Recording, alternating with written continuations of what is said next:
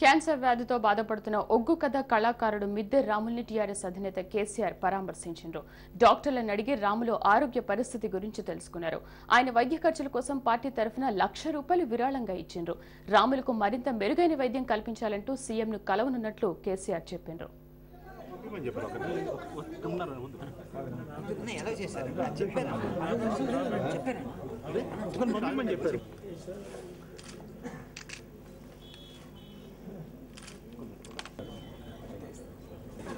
Perfect మంచిగా అయితే మంచి ధైర్యం కూడా మంచి నిరంతరం ఉన్నది. కొత్తగూడెం ఖమ్మం జిల్లా కోర్టు సార్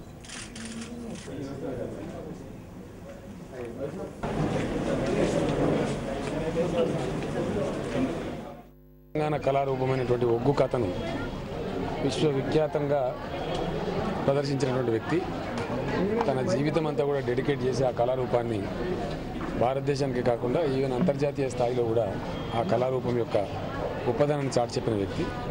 తెలంగాణ గడ్డ మీద పుట్టినటువంటి కళాకారులలో మిద్దెరాములు గారిది చాలా విశిష్టమైనటువంటి స్థానం.